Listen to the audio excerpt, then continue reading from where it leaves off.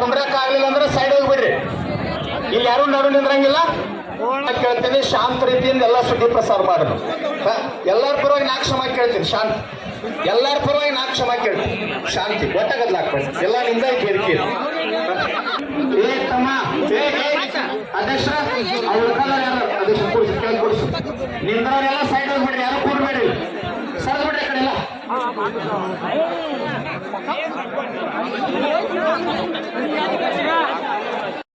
ಬೃಹತ್ ಪ್ರಮಾಣದ ಹೋರಾಟವನ್ನು ನಾವು ಮಾಡಿದ್ದೀವಿ. ಜಿಲ್ಲಾಧಿಕಾರಿಗೆ ಬಂದು ನಮ್ಮ ಹೋರಾಟಕ್ಕೆ ಸ್ಪಂದನೆ ಮಾಡಿ ಜಿಲ್ಲೆಯ ಎಲ್ಲ MDಗಳನ್ನು, ಫ್ಯಾಕ್ಟ್ರಿ ಮಾಲಕರನ್ನು, ಶುಗರ್ ಕಮಿಷನರ್ ಆಫೀಸ್ ಒಳಗೆ ಮೀಟಿಂಗ್ ಕರೆದ್ವಿ. ಆ ಮೀಟಿಂಗ್ನೊಳಗೆ ಏನಾಯಿತು, ನಾವು ಕನಿಷ್ಠ 300 ರೂಪಾಯಿ ಇವತ್ತು ಘೋಷಣೆ ಮಾಡಿರಿ ಅಂತ ಕೇಳಿದ್ವಿ. 500 ಅಲ್ಲ 300 ಮಾಡಿರಿ ಇವತ್ತು, ಒಂದು ಮೀಟಿಂಗ್ ಒಂದು ಬೆಲೆ ಇರ್ತದೆ ಅಂತ ಹೇಳಿದ್ವಿ. ಅವಾಗ DC ಅವರು ಎಲ್ಲ MDಗಳ ಜೊತೆ ಮೀಟಿಂಗ್ ಮಾಡಿದಾಗ ನಾವು 50 ರೂಪಾಯಿ 100 ರೂಪಾಯಿ ಕೊಡ್ತೀವಿ ಅಂದರು, ಭಿಕ್ಷೆ ಹಾಕಿದ ರೀತಿ ಒಳಗೆ. ಅದಕ್ಕೆ ನಾವು ವಿರೋಧ ಮಾಡಿ ಎಲ್ಲ MDಗಳನ್ನು 9 ಗಂಟೆ ಒಳಗೆ ಕೂಡ ಹಾಕಿದಾಗ DC ಅವ್ರ ಕೈ ಮುಗಿದು ವಿನಂತಿ ಮಾಡ್ಕೊಂಡು ನಾನು ಕರ್ಸೀನಿ, ನಾನು ಶುಗರ್ ಕಮಿಷನರ್ ಮೀಟಿಂಗ್ ಮಾಡಿ ಒಂದು ಬೆಲೆ ನಿರ್ಧಾರ ಮಾಡೋಣ ಅಂತ ಹೇಳಿದಾಗ ನಾವು ಎಲ್ಲರೂ ಬಿಟ್ಟಿವಿ. ಬೆಳಗ್ಗೆ ಶುಗರ್ ಕಮಿಷನರ್ ಆಫೀಸ್ನೊಳಗೆ ಬೆಂಗಳೂರೊಳಗೆ ಮೀಟಿಂಗ್ ಆಯ್ತು. ಮೀಟಿಂಗ್ ಮಾಡಿ ವಾಪಸ್ ನಮ್ಮ ರಾಜ್ಯಾಧ್ಯಕ್ಷರು, ರೈತ ಮುಖಂಡರು ವಾಪಸ್ ತಮ್ಮ ಊರಿಗೆ ಬರೋದ್ರೊಳಗೆ ರಾಜಕಾರಣಿಗಳ ಕುತಂತ್ರ ಏನಾಯಿತು ಅಂದ್ರೆ CS ಜೊತೆಯಿಂದ ರಾಜ್ಯಪಾಲರ ಜೊತೆ ಮಾತಾಡಿ ಸಹಿ ಮಾಡಿಕೊಂಡು 20ನೇ ತಾರೀಕು ಫ್ಯಾಕ್ಟ್ರಿ ಚಲೋ ಅಂತ ಆರ್ಡರ್ ಘೋಷಣೆ ಮಾಡ್ಕೊಂಡ್ವಿ. ಅದಕ್ಕಾಗಿ ನಾವು ಏನು ಮಾಡಿದ್ವಿ, ಇವತ್ತು ಸಾವಿರಾರು ಸಂಖ್ಯೆ ಒಳಗೆ 16,000 ರೈತರು, ಇನ್ನೂ ಹಾವೇರಿ ದಾವಣಗೆರೆ ಅಂತ ರೈತರು ಬರ್ಲಿಕ್ಕತ್ತಾರೆ. ಇದೊಂದು ದೊಡ್ಡ ಪ್ರಮಾಣದ ಹೋರಾಟ. ಜಿಲ್ಲಾ ಉಸ್ತುವಾರಿ ಬರಬೇಕು, ಈ ಜಿಲ್ಲೆ ಎಲ್ಲ MLAಗಳು, MP ಗಳು, ಮಾಜಿ ಹಾಲಿ ಎಲ್ಲರೂ ಬರಬೇಕು, ಫ್ಯಾಕ್ಟ್ರಿ ಮಾಲೀಕರು ಬರಬೇಕು, MD ಬರಬೇಕು. ಒಂದು ರೇಟ್ ಘೋಷಣೆ ಆಗಬೇಕು. ಮಹಾರಾಷ್ಟ್ರ ಮಹಾದಾರಿ ಒಳಗೆ ಈಗ ಹಮೀದ್ ವಾಡಿಯವರು 3,410 ರೂಪಾಯಿ ಘೋಷಣೆ ಮಾಡಿದ್ದಾರೆ. ಇನ್ನೊಬ್ಬರು 3,550 ರೂಪಾಯಿ ಘೋಷಣೆ ಮಾಡ್ಲಿಕ್ಕೆ ತಯಾರಾಗಿದ್ದಾರೆ. ನಮ್ಮ ಕರ್ನಾಟಕದೊಳಗೆ 3,500 ಕನಿಷ್ಠ ಬೆಲೆಯನ್ನು ಕೊಡಬೇಕಂತ ನಮ್ಗೆ ಗೊತ್ತಾಯ್ತು.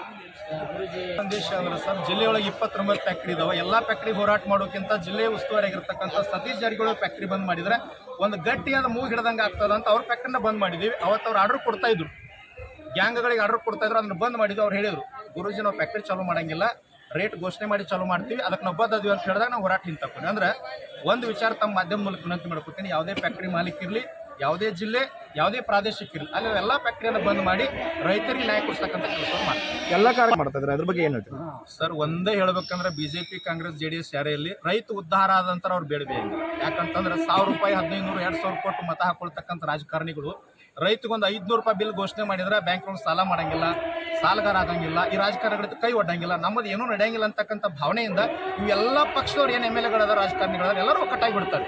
ಅದಕ್ಕೆ ಬಿಲ್ ಘೋಷಣೆ ಮಾಡಂಗಿಲ್ಲ, ಕಡಿಮೆ ಕೊಟ್ಟರೆ ಅವ್ರಿಗೆ ಲಾಭದ ಅಂತ ಅವ್ರ ಚಿಂತನೆ. ಇವತ್ತು ಜಿಲ್ಲಾ ಪ್ರತಿಭಟನೆ ಇರ್ತದೆ, ಇನ್ನೊಂದು 2-3 ಗಂಟೆಯಲ್ಲಿ ರಸ್ತೆ ಮ್ಯಾಗ ಆಗ್ತದೆ. ನಾವೊಂದು ಸೂಕ್ಷ್ಮ ಈಗಾಗಲೇ ಚಿಂತನೆ ಮಾಡಿವಿ, ಅದನ್ನ ಆಮೇಲೆ ತಮಗೆ ತಿಳಿಸ್ತೀವಿ.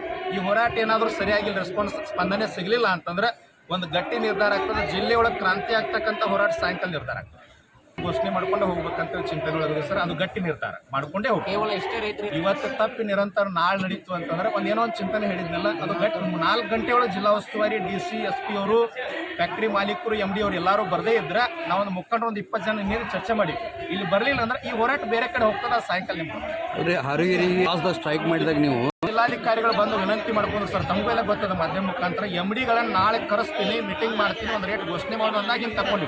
ಯಾಕಂದ್ರೆ ಜಿಲ್ಲಾಧಿಕಾರಿಗಳು ಯಾವುದೇ ಪಕ್ಷಕ್ಕೆ ಸಂಬಂಧ ಇಲ್ಲ, ರೈತರ ಸಲುವಾಗಿ ಪ್ರಾಮಾಣಿಕವಾಗಿ ಕೆಲಸ ಮಾಡಿ ನಾವು ಬೆಲೆ ಕೊಟ್ಟು ಬರಬೇಕು. ಜಿಲ್ಲಾಧಿಕಾರಿಗಳು ಬರಬೇಕು, SP ಅವರು ಬರಬೇಕು, ಫ್ಯಾಕ್ಟ್ರಿ ಮಾಲೀಕರು, MD ಅವರೆಲ್ಲ ಬರಬೇಕು.